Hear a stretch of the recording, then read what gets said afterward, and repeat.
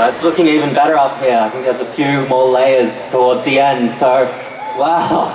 I'm just going to introduce now Norrie mAy Welby. I've known Norrie for quite a while. I'm sure quite a few of you know of Norrie. Norrie's a queer activist extraordinaire. They've been around for years. Let me just introduce them. Thanks, Pat. Pat's been organising these rallies for 2 years here. Let's see if I can read this. Here we go. Hey, thanks for coming out. As I was delivering the South Sydney Herald to my local area this month, as I do, I was thrilled to see lots of displays supporting the Yes campaign. Handmade banners with equality hanging from balconies, special rainbow letterboxes, rainbow bunting, yes in coloured lights.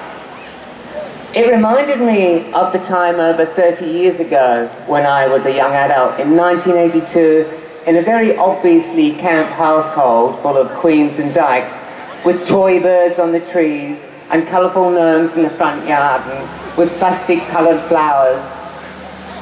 And the response at that time was black paint sprayed on our plastic flowers, feces in our letterbox, and finally they burnt the house down. That doesn't happen so much now. Yes, there's been some rainbow flags stolen and nasty graffiti sprayed over rainbow homes, but no one's had their house burnt down, and while occasionally we still get homophobic abuse from frustrated adolescents, for the most part, we don't get hurt as often or as bad as we used to be decades ago. Back then, activists urged people to come out because discrimination requires ignorance.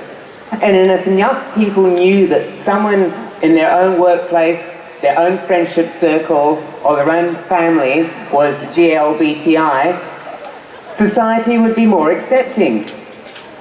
Well, enough people have come out now. And now marriage equality is a very real possibility. Enough people have come out for the community as a whole to see that we are part of it and as deserving of a fair go as anyone else. This hairdo, you can thank a no supporter for that. I'm in a large community choir of about 500 people that does Handel's Messiah every year, and at the first of our 9 weekly rehearsals, a woman in the front of the sopranos sported a t-shirt declaring in very large letters, "It's okay to vote no." The very next day, I found a hairdresser who could do this.